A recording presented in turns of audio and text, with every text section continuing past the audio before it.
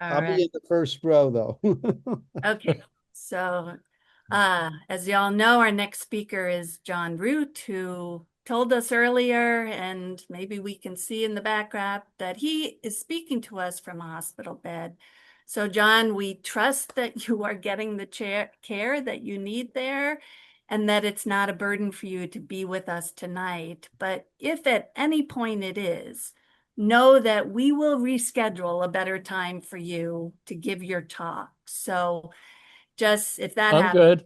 okay. So I'll continue just to introduce you. I don't know you or John so well, but he is a member of the Alliance for Just Money. We call that AFJM for short, which is a movement building organization that grew out of AMI in 2018. And I've also heard John speak at some of the joint meetups that AMI and AFJM have had this past spring and summer and read some of his emails. John tells us, as maybe most or some of you read, that in the bio on the conference webpage, that he is a product, or as he aptly and probably prefers to put it, a beneficiary of Waldorf education, both at home and in school, I think, because his mother taught it and he went to a Rudolf Steiner school in New York City. John also came to history and monetary issues, it seems, early on, as his father not only taught history, but he read and taught about Carroll Quigley's 1964 book, Tragedy and Hope. So John learned a lot from his father and from Quigley about the hidden hand of the banking cartel. A tiny bit more that is fitting for this audience. In high school, he studied the Communist Manifesto and the Wealth of Nations, as well as Rudolf Steiner's threefold social order, which is in capital. I haven't read that one, but I've read some other material. Anyhow, as a young adult, he and his wife and a best friend went to Germany and they learned about Steiner's anthroposophical social therapy and approach to special education. And he later put that into practice in England at an alternative program to the National Health Service there. So this is a deep and wide background, but it doesn't stop there. Back in the US later, he worked to create voluntary self-governing communities in which it is no handicap to be labeled disabled, where recycling is a priority, and where one of the earliest community-supported agricultural projects in the US began in 1984. Those we commonly know and probably have in some of our communities today as CSAs, community-supported agriculture. John served on the board of Berkshires, which is a complementary currency in a region of Massachusetts. And he founded there a monetary reform group called Credit to the People that conducted an intensive seminar called Just Abundance. You can read more about that on his bio on the conference page and what became of it. But ever since he finished that work, he has really devoted himself to restoring the US Republic and monetary reform. And his go-to book, he says, is Zarlenga's Lost Science of Money. His particular focus is the nature of money. He's a well-read, deep thinker, and wrote one book himself called Freedom, Justice, and Community. And that book is available on the link on his bio section of the conference page. And his work has really focused on monetary historians, at least over 12 of them he lists, including people we've heard tonight. Zarlenga mentioned Ellen Brown, also Bernard Letier, Thomas Greco, Dave Graeber, many others, Carroll Quigley, including Benjamin Franklin, Alexander DeMar, the great historian. So lots and lots of authors. And his main point is that the monetary reform movement is the surest path to creating the ideal social future, our birthright, and our heart's desire.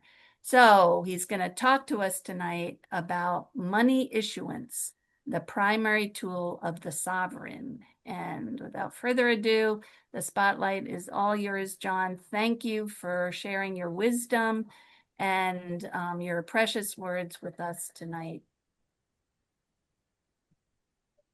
So I hope that's right. So thank you. I shall be reading my slideshow. Okay. It will take me about 20 minutes, after which we can have a conversation for about 40 minutes. So wait a second, let's make it a slideshow. Oh no, this is not right. Okay, let's go do something else. That might have been right if you, It was the slideshow. yeah. Yeah, but it doesn't then record. Oh, it said it Hang was on a second, recording. I gotta figure Okay. this out. All We're right. recording So, on our end. Yes, everything's being recorded. yeah, Right. but I practiced with it and it didn't behave itself.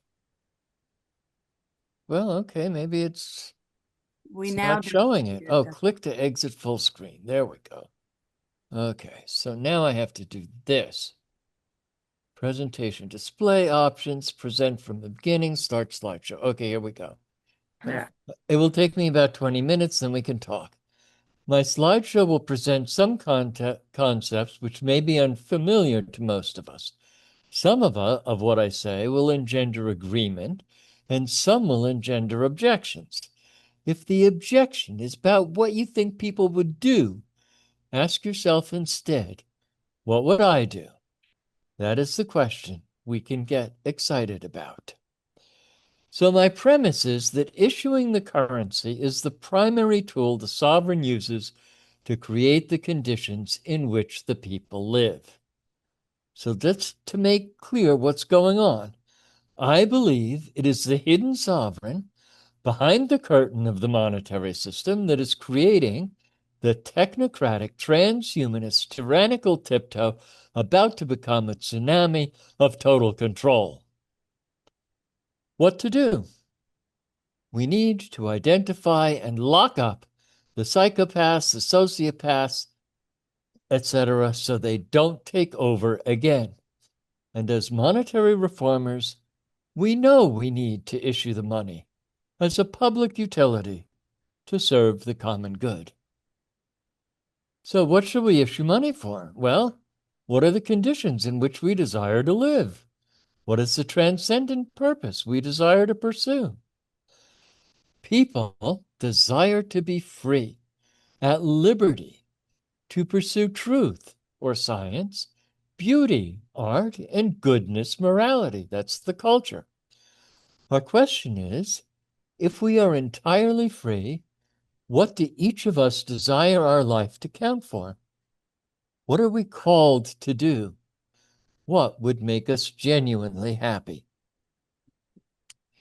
Well, we desire society to be just. Justice means the equitable, not equal, distribution of the dividend that arises from our being together in a community in which we do things for each other that we value.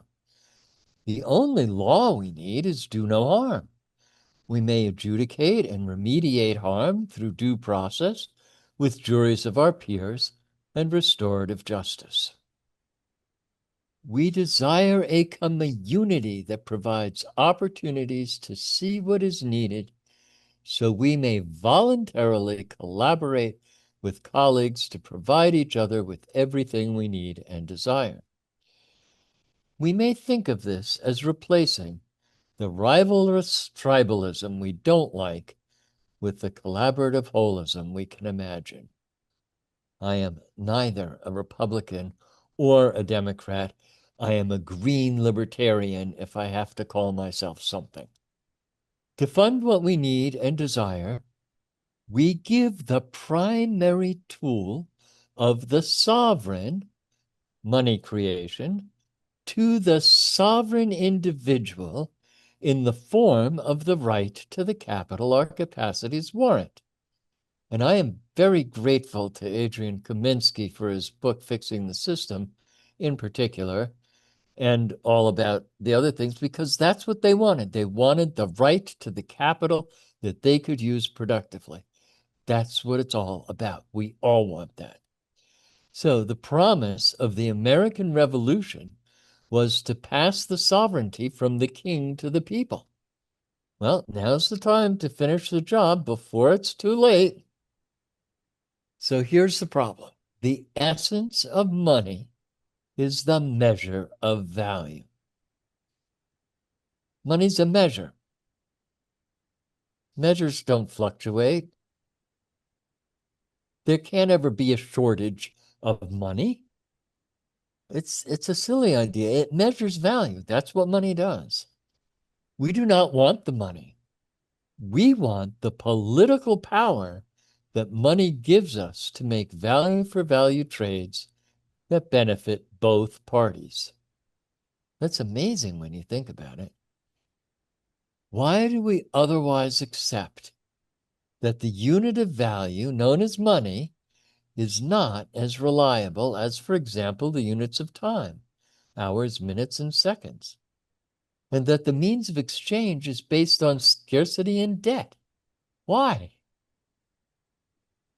So, one of my favorite pictures, the temple of the goddess Juno Moneta in the center of Rome on Capitoline Hill was the mint for the currency issued as money by the sovereign Roman Senate. Center of Rome, up on the hill, the goddess mints the money. Let that sink in. Yep. So money is an imprecise and deceptive word. For clarity, I propose we name the unit of value Juno, and we name the means of exchange Moneta, and we'll be reminded of the goddess, abundance. If banking, and this takes a little concentration, so please stay with me. If banking were a public utility that doesn't charge interest, it could function as it does now, but benefit we the people. Does the bank issue moneta, the means of exchange, out of thin air when it makes a loan? No. Our promise to pay is Juno, the measure of the value of our future productivity. Doesn't the bank monetize our commitment to be productive? Isn't Juno the asset of the bank and the moneta its liability, what it owes us? Don't we issue the moneta with our promise to pay to capitalize our capacities? Don't we treat what we bought with the loan as Juno, our equity? Doesn't Juno measure the fluctuating value of the enterprise of our life? That's the 72 years thing. However, isn't the interest we pay mostly up front? We pay the bank first, tribute to the hidden sovereign that has deceived us and rendered us debt and wage slaves. So, I hope the picture speaks for itself, but the Social Scientific Princeton report demonstrate that Congress almost never does what the people want. This makes it clear that it is we ourselves who need to create the world our hearts know is possible. I take this serious. We sold the government to the big corporations. Reclaiming it is not possible, at least not from my point of view, although I will continue to help everybody do their things. The social science we need to know to have confidence that we can create the world our hearts know is possible is drive, the surprising truth about what motivates us, which shows that we are not money motivated. That as soon as we feel the amount of money we receive for our labor is fair, we desire to serve a transcendent purpose and develop mastery in doing it the way we see it needs to be done. This is the origin of the purpose economy. So Daniel Pink's drive makes it really clear. If this was a study funded by the Federal Reserve to find out how powerful money is as a motivator, and it never got published, of course, because it showed that money isn't important and that the reward is counterproductive. So what we want is autonomy. We want to develop mastery, and we want to serve a transcendent purpose. Not money. We're not motivated by money if the amount is fair. So, but the most important social science information that we need is spontaneous order. which is well described by James Corbett in his book Reportage. When there is no coercion or hierarchical authority over us, when we work it out person to person in community, spontaneous order results, order that reflects our humanity. So I'm hoping that Margaret will put these links in the chat, which she's probably done already. Margaret's at one the of my end. closest collaborators. So spontaneous order. What would happen if the roads were shared space? There are examples of towns and cities with no traffic lights, no speed limits, no lane markings, just people sharing the road. Spontaneous order, dramatically fewer accidents, and quicker, less stressful commutes. I mean, I'm just touching on stuff. There's tons behind all this. What social compact gives us what our hearts desire? So the baseline agreement that we need in order to create the society we know in our hearts is possible is that we will do no harm, and we will participate in adjudicating harm by serving on a jury when called. If we are accused of doing harm, a grand jury of our peers will decide if there is probable cause for an indictment or a presentment. A presentment requires further investigation. If there is, a petit jury of our peers will determine the facts, and if the harm is substantiated, unanimous vote of the jury, a restorative justice process is conducted to heal the tear in the fabric of the community. Spontaneous order. The stories of what restorative justice can do will bring tears to your eyes, the most hardened of us. Restorative justice. Victims of crime and the offenders are brought together by the community. The victims, the communities, and the offenders. The question is, what is needed to heal the harm caused by the crime to the victim, to the offender, and to the community? The result is spontaneous order. Spontaneous order. This is directly from the book Reportage by James Corbett. This concept of spontaneous order and self-governance, radical as it may appear to our 21st century selves, is timeless wisdom that has been passed down through the generations for thousands of years. Chinese philosopher Lao Tzu put it this way in chapter 57 of the Tao Te Ching more than 2 millennia ago. Do not control the people with laws, nor violence, nor espionage. Sound familiar? But conquer them with inaction. For the more morals and taboos there are, the more cruelty afflicts people. The more guns and knives there are, the more factions divide people. The more arts and skills there are, the more change obsoletes people. The more laws and taxes there are, the more theft corrupts people. Yet take no action, and the people nurture each other. Make no laws, and the people deal fairly with each other. Own no interest, and the people cooperate with each other. Express no desire, and the people harmonize with each other. I hope that sinks in. So the path to the ideal social future is to practice being sovereign and issuing the currency. Ask if the endeavor to be funded is a good idea. Okay. Are there people committed to realizing it? Are they competent? Is it a good use of the built-in natural resources? When the answer to those questions is yes, We have described the value Juno measures, so we may issue the credit Moneta to accomplish it, and Juno, as equity on our balance sheets, will keep track of the ongoing value. There are a few ideas that we need, and these next slides are those ideas. We issue the money to capitalize their capacities as what we owe to the community.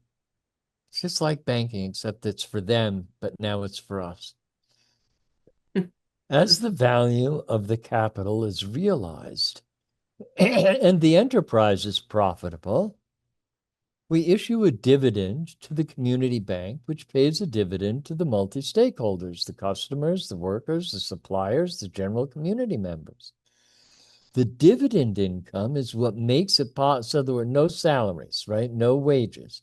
The dividend income is what makes it possible for everyone to volunteer and not to have to earn their living. The dividend is distributed equitably, never equally, according to the sense of justice in the community. The dividend is unearned income. That is, we are all volunteers. Spontaneous order. Measurable value and unmeasurable value are two concepts which are essential. Measurable value results from transforming nature into goods and services that go from production through distribution to consumption on the basis of their price. We're all familiar with that, although it's expressed very short. Unmeasurable value is all the things that we do for each other that are based on our relationship to our transcendent purposes.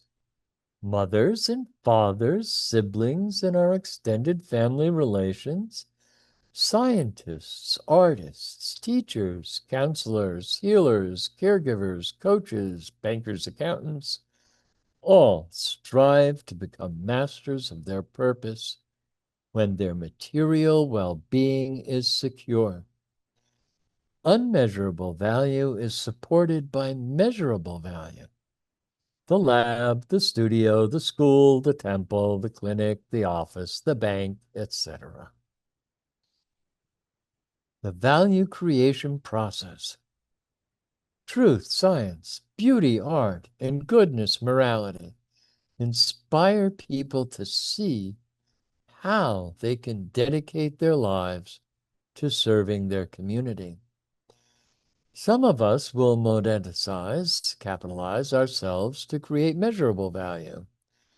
Juno, the unit of value, makes everything with a price commensurate, so we may decide what value for value trades facilitated by Moneta, the means of exchange, will make us better off. The better off, the profit from all those goods and services and demand provides the dividend that supports us all. Some of us will monetize or capitalize ourselves to create unmeasurable value that helps people self-actualize and contribute to the development of the community's culture in a virtuous cycle, which will give rise to measurable value, which will create the basis for the consumption to provide all the culture. It's a genuinely virtuous cycle. That's what I'm trying to say. Managing Moneta, the money supply. We issue Moneta as money stock to capitalize enterprises that create measurable value.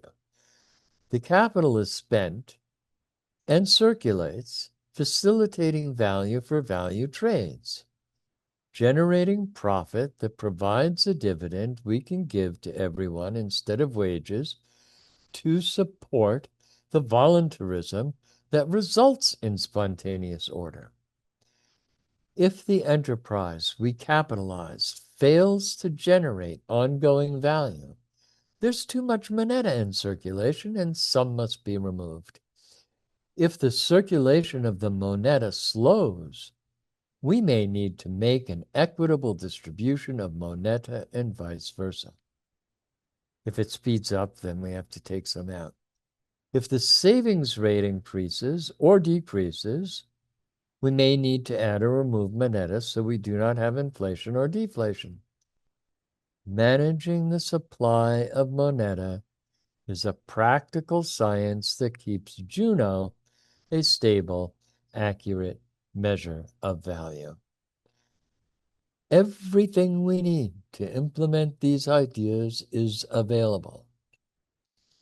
The spontaneous order will be informed by such things as sociocracy, common good payment system, public banking, monetary reform, social credit, complementary currencies, open book management, multi-stakeholder cooperatives, participatory budgeting, local investing, the network state, the Jeffersonian ward republic, jural assembly communities, Rudolf Steiner's threefold social order, intentional communities, exit and build, community-supported agriculture, biodynamics, farm-to-table, complementary medicine, homeopathy, nonviolent communication, NVC, restorative justice, biology of belief, collective presencing, comparative religion, history of money, and the list goes on, and I hope some of you will add to it.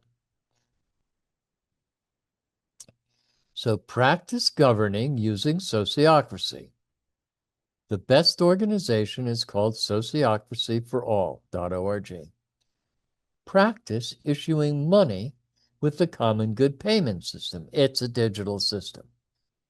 commongood.earth. And let's build the network state.com. And Margaret, I hope we'll put those links in the chat as well. You never change things by fighting the existing reality. To change something, build a new model that makes the existing model obsolete. Oh, Ilya Prigogine is one of those people who developed the whole quantum understanding of the world. When a complex system is far from equilibrium, small islands of coherence in a sea of chaos have the capacity to shift the system to a higher order. That's us. Thank you for your attention. First, I would like to address any objections to something I said. Did something I said raise a serious doubt? Did you stop listening because of it? What was it? Then I would like to address the topics you would like me to elaborate on and the questions in the chat.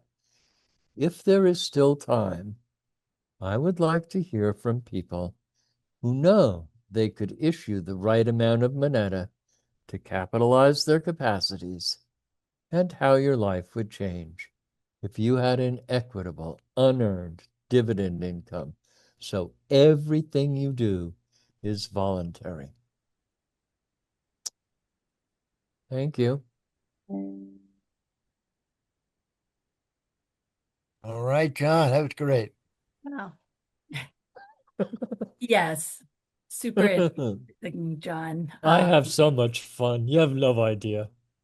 Yeah, I probably don't, but I have a little idea that you had some fun, not only putting this presentation together, but living your life. Yeah. I think you've paid some probably heavy prices along the way for everything you've learned and what you shared, but my first comment is just to thank you. That was intriguing. My second, and maybe I'll ask one question because I think you asked the one I had, answered the one I had during your program, your presentation, and that was going to be, how do you suggest we get from where we are to this Moneta Juno system that you described? I think you laid that out in the end of your presentation.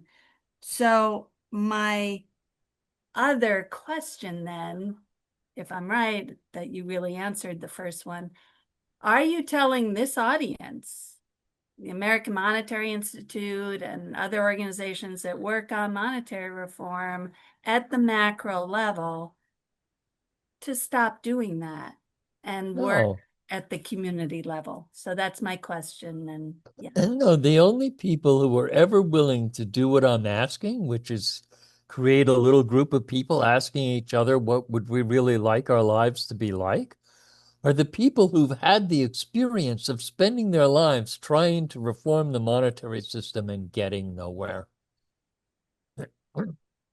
So I will continue to support public banking. I will continue to support the American Monetary Institute.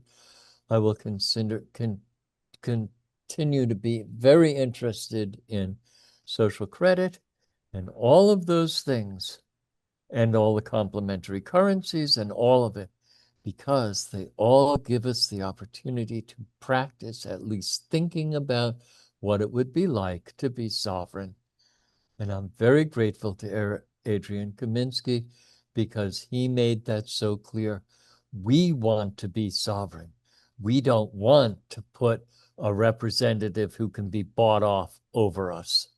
And the way to do that is to issue the money that we can be responsible for so that we can create the life that we know in our hearts we desire.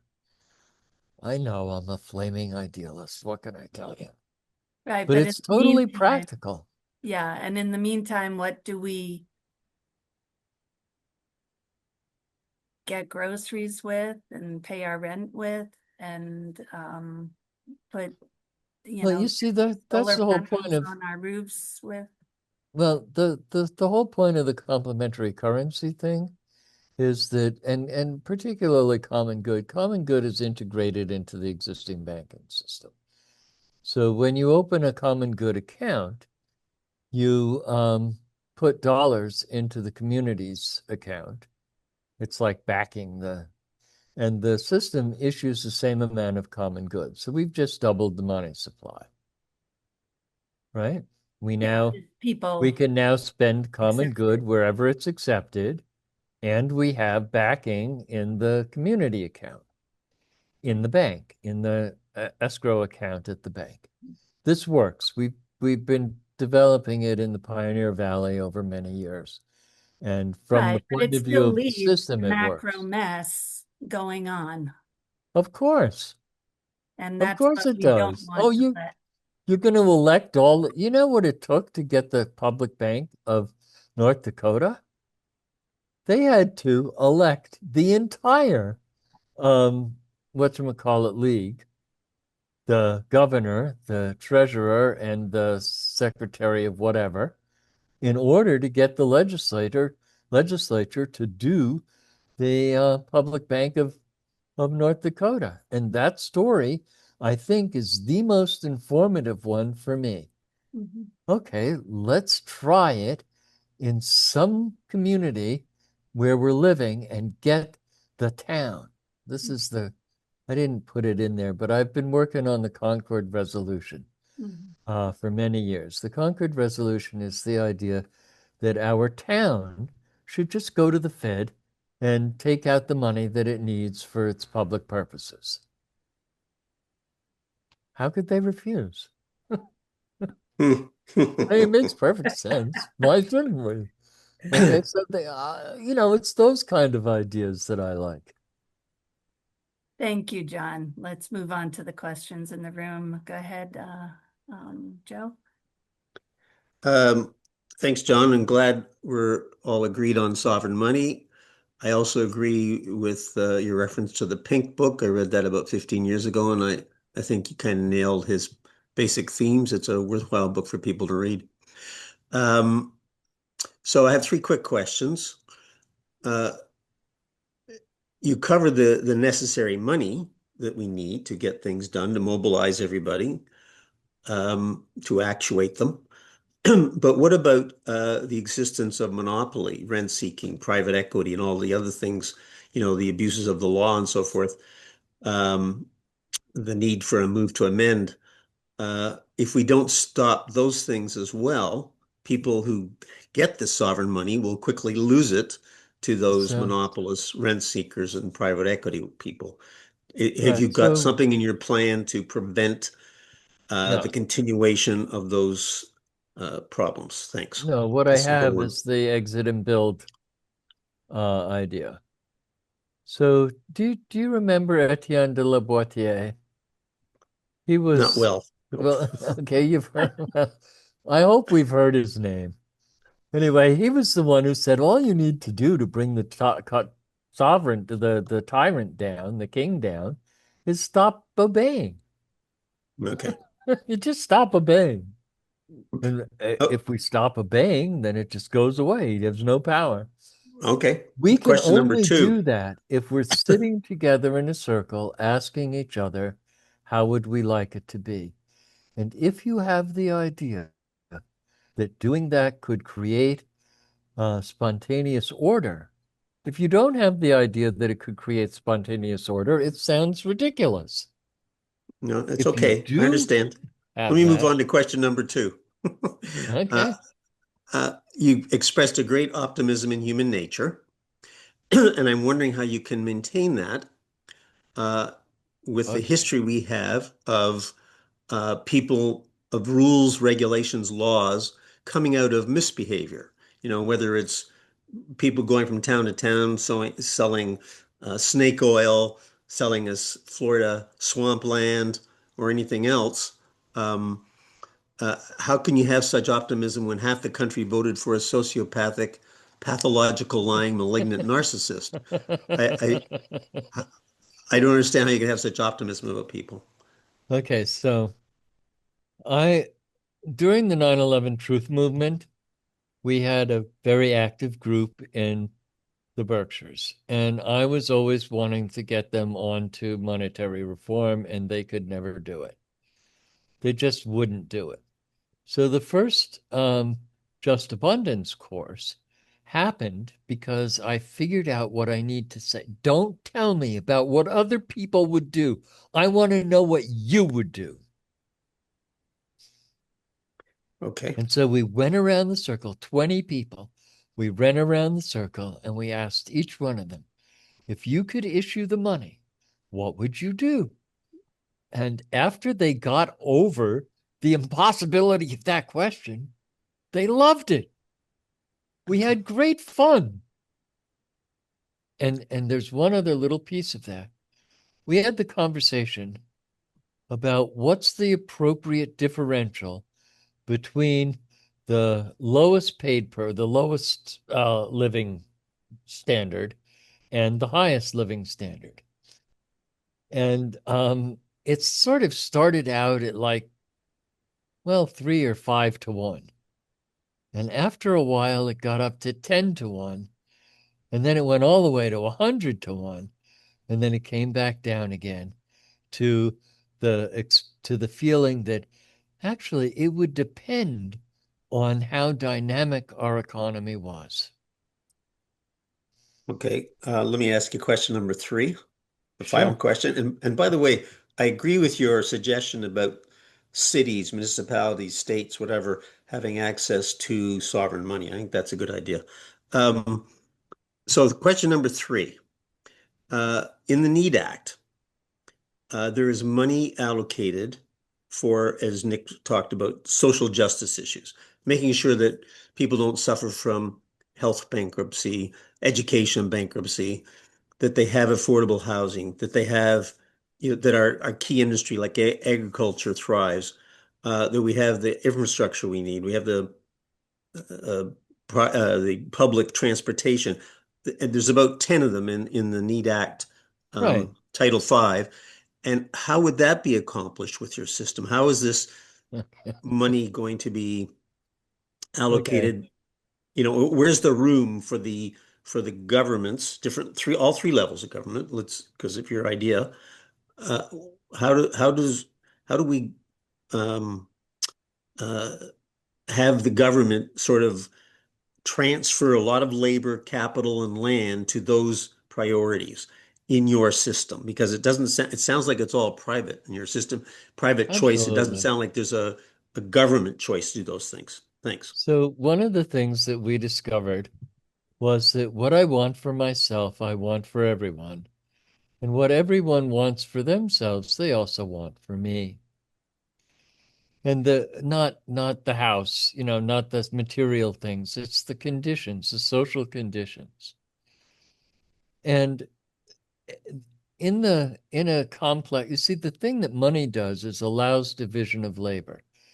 You have in the tribal systems, you don't have enough division of labor to create a city.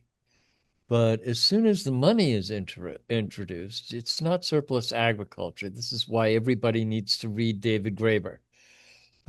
It's not surplus agriculture that creates cities. It's money. Okay, David Graeber's right from the beginning. It's debt. But it's debt in the way that I described. It would be. So everybody is in a position to do what they feel called to do. And the final aspect of that is, are the poor people of the world poor because they're stupid and lazy and there are no natural resources where they live? Or is it because they don't know that they can issue money? Well, John, the Incan Empire didn't have money, and they had a division of labor, and then an empire. I know, but it was very hierarchical and it Well, wasn't yes, much. yes. So, It's but this is up until why, 200 years ago, every place was.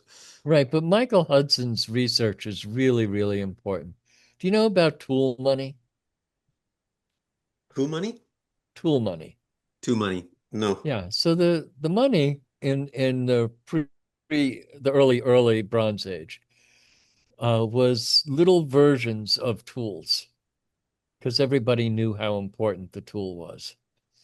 And so the trading that happened between the tribes was based on having an accurate measure of value so that you could make this decision about what's more valuable, how to do that.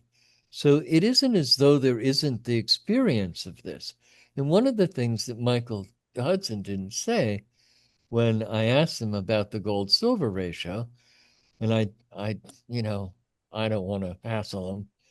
He doesn't know that the oligarchs have unearned income. They have the arbitrage from bringing 9 pieces of silver to China and coming back with 1 piece of gold and buying 15 pieces of silver and going back to putting the 5 away and going back to 6 away and going back to China with the 9 and coming back with the gold. That's the beginning of the Silk Road. And that's where the oligarchs got their wealth. So the oligarchs, the psychopaths, and it's really clear that only a psychopath, this is really important. Only a psychopath would do that. You would never do that. And Lucille would never do that. And Stephen would never do that. Mhm. But if you're a psychopath and you can become an oligarch, and Michael Hudson says, we don't know why the oligarchs could take over. Well, we do know. Zarlenga told us. Thank you, John. Thanks, Joe. And Stephen, you're on. Um, Thank you too. I think Zarlenga also spoke for 1,000 years or so about a little different ratio, but the idea is exactly the same. It allowed for that pilgrimage travel to get to of a psychopath to make it work, and then you can make it work. I have a question. But first a tiny statement. I lived among Sivukak meat, which is Siberian Yupik speaking people up in the Arctic. In 1972, it was 3 years after they started getting rid of, not getting rid of, but replacing dog sleds with snowmobiles. It was 3 years after they got their first village-wide electricity. So they were still quite indigenous. And the village store would get some things in, and you need to pay by money. And so they would work to earn some money to get what they needed from the village store. and it might be wood supplies because it was a treeless tundra and you wanted to build a home or something. So there was different ways to get it worked out, and the government would help too. But all of that to say is, I lived with them over a number of years, for now, over a number of years, and I described their system, and it's very much like what you described. They didn't need money. There was no, and very little sense. You even talked about debt and credit and that Hudson. I don't even know. I don't think they ever really discussed debt. They they discussed need. When there was a whale caught, the old people got together and they discussed the need of a family to make sure they maybe got a little extra monk tuck or whale meat, so they and skin and blubber, so they could live okay. And there were ways they could do some sharing, and there were ways the kids would grow up so that they weren't honored for doing great things as individuals.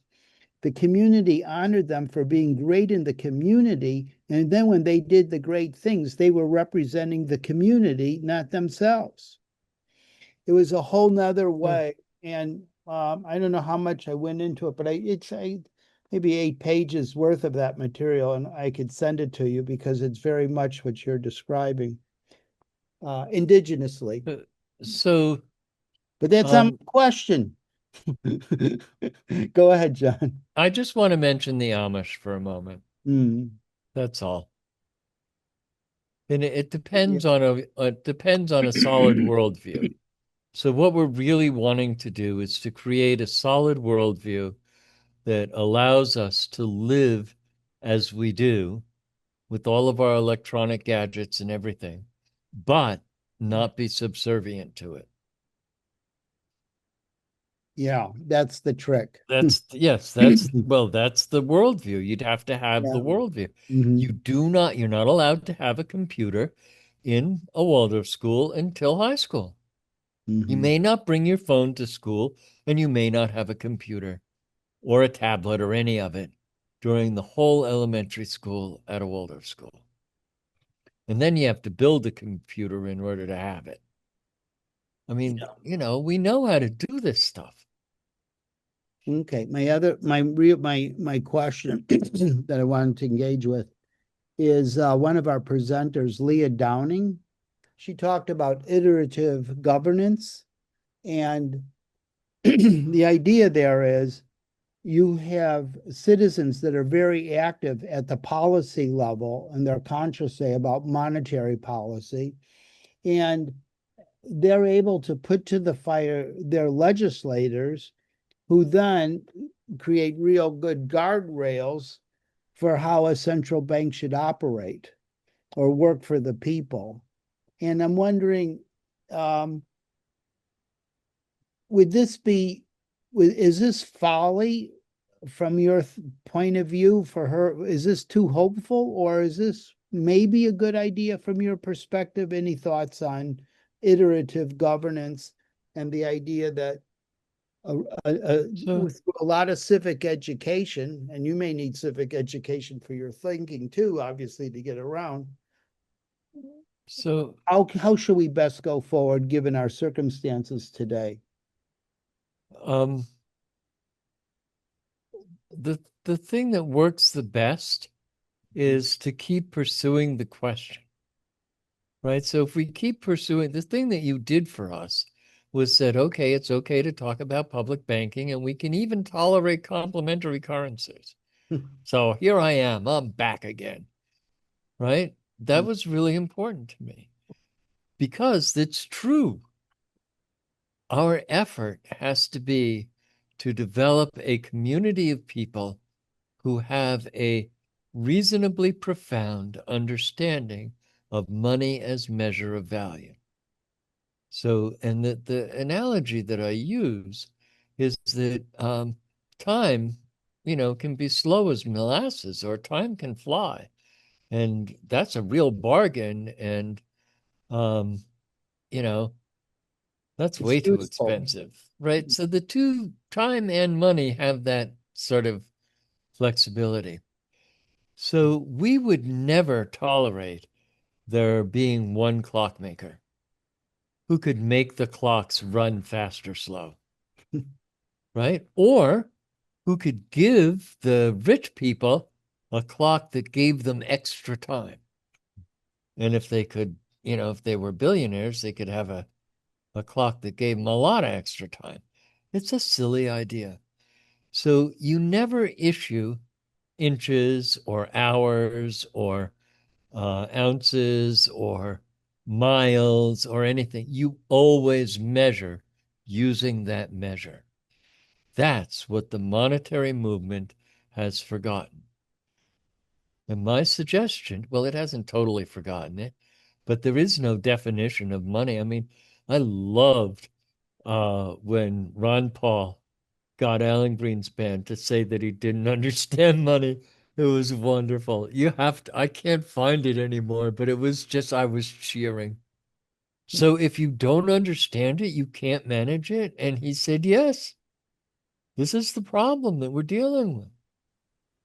So money is the measure of value, and it doesn't matter what we use for the means of exchange. It's just a ledger. It's just a ledger in the bank. It's not a thing in itself.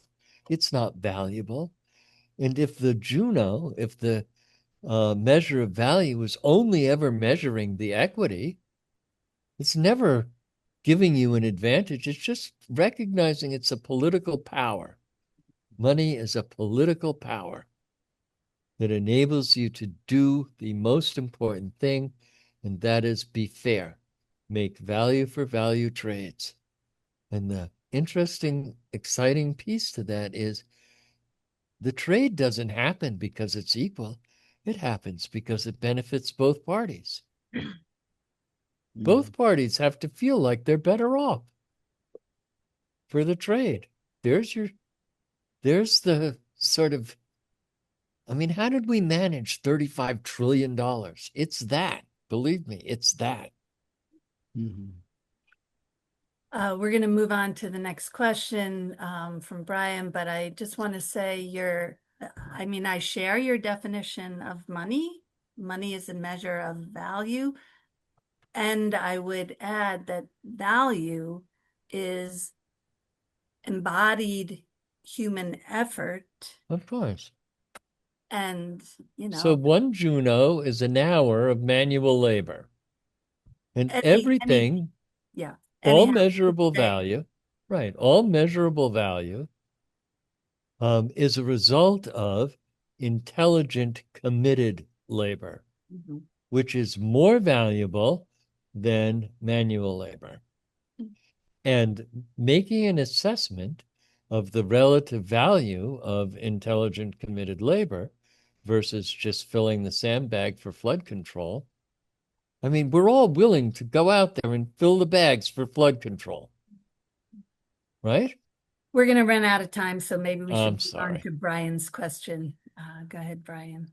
John, thank you for the presentation, and I like your vision of a future where people are empowered to be their best selves and be part of a vibrant community. I like that. But to build on what you're talking about with value, you're trying to say that value is objective instead of subjective? That you could measure things in the amount of time that people put into it? Because that does not seem accurate. Well, okay, but that's because the idea that you want the money is obscuring that. You want the money because if you have the money, then the money can work for you, right? If you can't hire anybody and all you can do is inspire them to help you, right? That's an entirely different situation. Why are they in a position to help you? Because they have an unearned income. What do the psychopaths have? An unearned income. They have rents. Well, I'm not sure that answers my question of whether you think value is objective or subjective. But fixing how long did it take to get a foot? You know that the foot used to be the size of the king's foot. Yes. So for the 20 years of his reign, that's what a foot was. But then, well, this isn't true in Greece. And if you go way back, because they actually were able to figure out what the circumference of the earth was. And in the Bible, there are certain measures that we can still use, and the pyramids are full of this stuff. But what I'm saying is that as soon as we fix the value of Juno, then we're all on a level playing field. And there are lots of things that we could use. I mean, how about a kilowatt of electricity at Niagara Falls during snowmelt? Oh, that's a good example because a kilowatt of electricity has different value for each of us, right? Whether Sure. I'm using an LED light or an incandescent light or a computer or I'm mining Bitcoin, a kilowatt That's of right. hour means different things to different people. Right. That's why I prefer a an hour of unskilled or an hour of manual labor. Okay. The other question I had for you is you said that the basic income would be distributed equitably based on the sense of justice of the community, but So never distributed equally. Is that that's right. So I lived in Germany well? in the 70s. I'm going to answer your question. And in the telephone book in Germany, everybody has their diploma of what they are after it. It turns out that in Germany, the workers have to be represented on the board of the companies. And there's a Landesbank, there's a community bank in every, a Raiffeisen bank or a Landesbank but it's a community bank that's publicly owned and it has the purpose of making sure that all the businesses are properly funded. So the legislature determines what your level of education and commitment, what sort of income that gives you. So this is not an idea that's hard to get. We all have a very strong sense of justice, and we can argue about the differences. But at the end of the day, it's not hard to agree.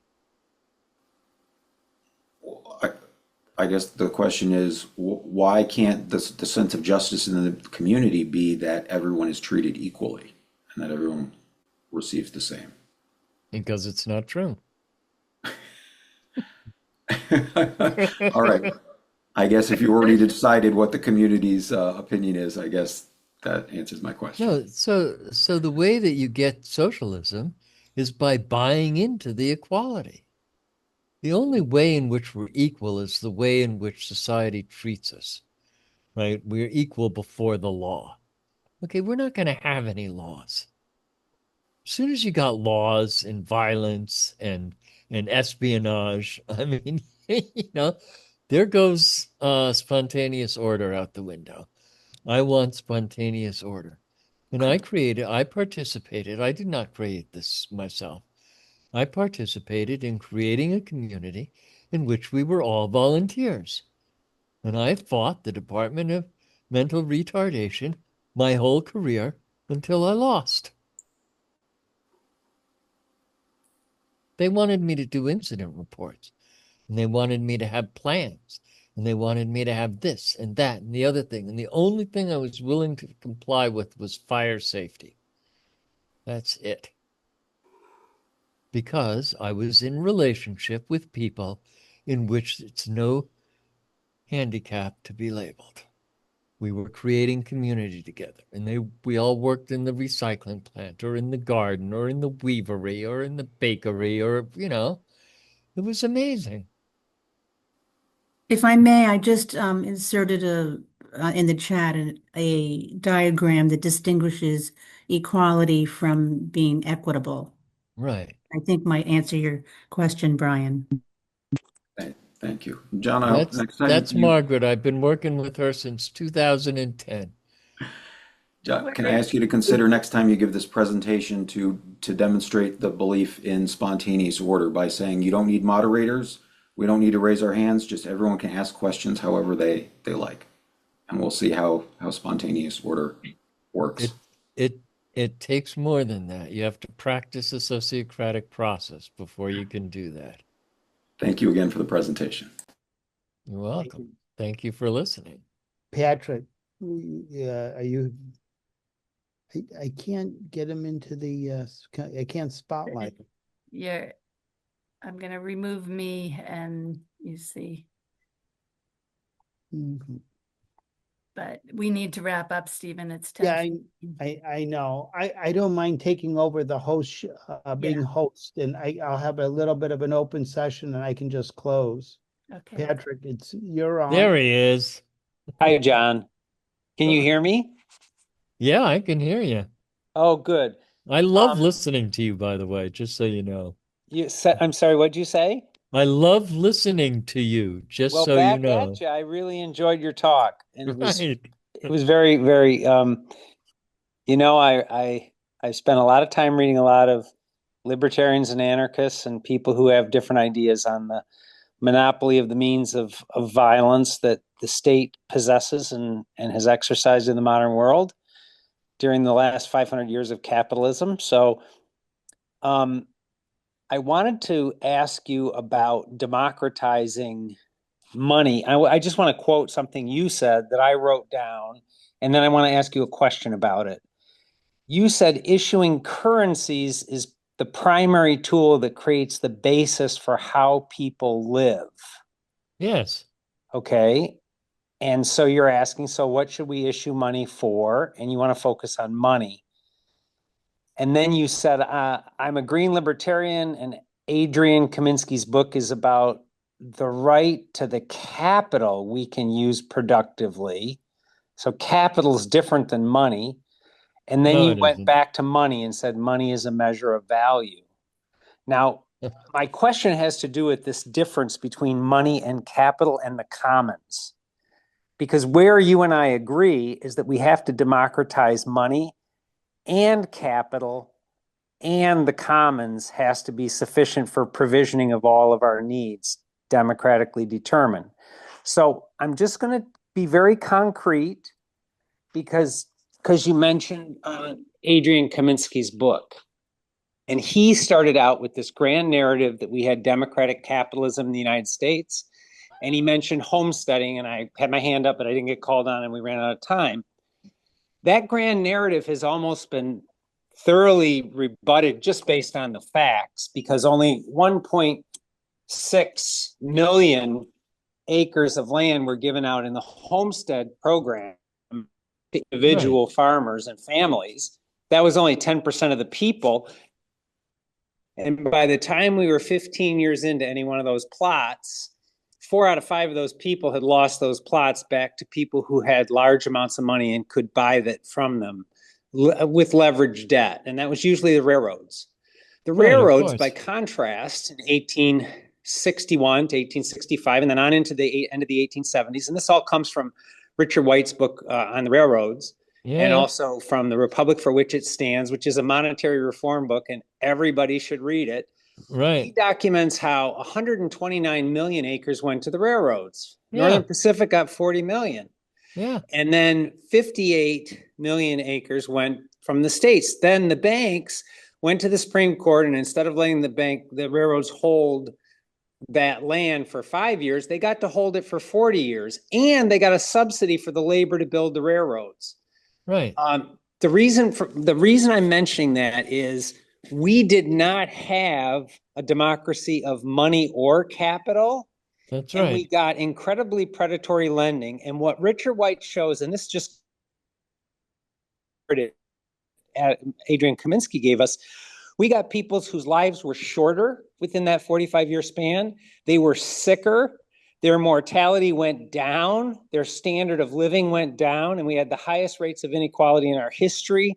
And people primarily didn't have ownership of their own labor. We had the most violent crushing of labor of any industrialized nation. So it's most nearly the reverse. So when we crawl into this utopian account and we just don't pay attention to who has the capital, we can't have any account of money that makes any sense. And that's my question to you. So if the railroads hadn't been given the land They couldn't have borrowed the money that they did to speculatively set up corporations that turned into monopoly railroads, monopoly mining, and monopoly steel, which then made it impossible for the homesteaders to survive. And it made it impossible for the unions to form, or the vast majority of workers working for a wage to get a social wage or a private wage. So my point is, a question to you, until we democratize capital, which you're not talking about, which is a function of law. Okay, I am talking about it. Okay, then I need to understand that better. So however you want to understand capital, it's the capital is the credit that you need in order to put together the infrastructure that's necessary for you to be able to produce value. So, and that's Juno. It's on the asset side of the community bank's balance sheet. And the Moneta is the money. So that Juno on the asset side of the balance sheet is now also on your balance sheet, and it's the equity in your life or in your enterprise. And you spent the Moneta. So the only way to issue capital is to commit to making it valuable. So I agree with you completely, but that would mean we'd need a different vocabulary, and the way that it translates, we need land reform, we need publicly owned infrastructure, we need common provisioning of healthcare and education. Right. Do you remember, Patrick, do you remember completely agreeing with Marx? I'm sorry, what? Who are you talking about? When you were reading the Communist Manifesto, do you remember completely agreeing with him? I don't find the Communist Manifesto a good representation of his work at all. And okay, and it was written as a propaganda document and mostly written by Engels. And it doesn't represent his thinking, I don't think. I think it's no, okay, so let's take capital. The point is that it's possible to take any of these particular ideas and spin the whole story out of it. So he demolishes capital, and we're in this situation where we've watched it all happen. It's exactly what he described would happen. Oh, dear. So we can do the same thing. We can describe what it is that we want.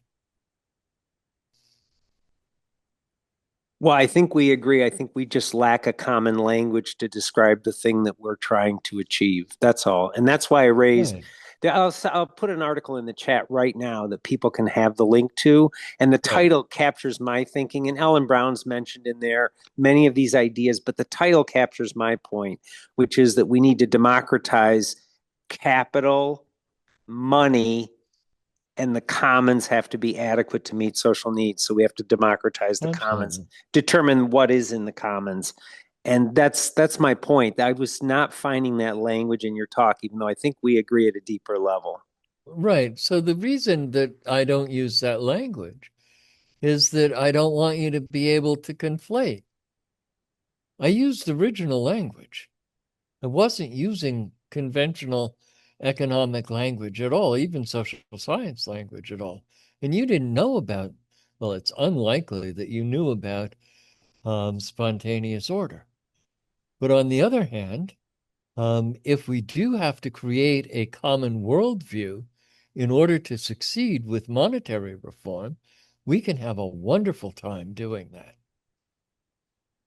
Thanks for engaging, John. I really appreciate it.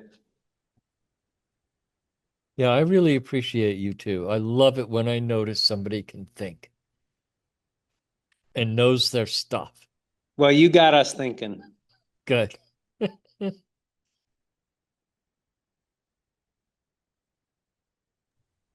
Thank you, Alfonso.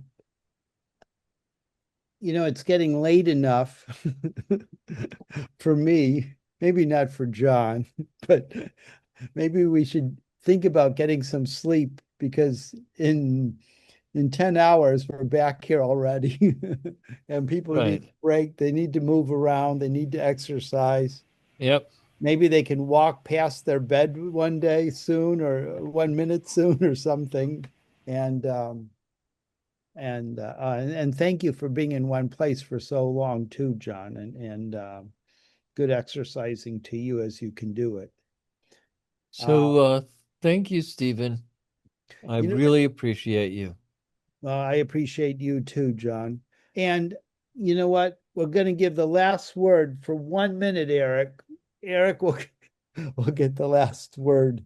He just raised his hand, and we may. Mr. John Root, Yeah, gracious. Thank you. I like your idea for the Philippines. Just right. Bendigo. I like for the Philippines. I like your idea. I like to read your documents. And Good. may you continue such.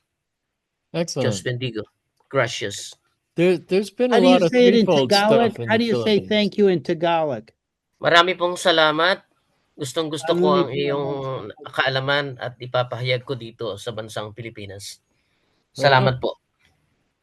thank you. Thank you. Gracias too. Okay. Are we ready? Yep. Okay. I'll say goodbye in an easier language for me. Igamsi, no, it's a Slachachumpkin. I mean, see you later in Yupik, Siberian Yupik. And I'll say thank you very much. Igamsi Kanahalik. Thank you all for being here tonight. Okay, bye-bye. Sweet dreams. Bye. Bye-bye all.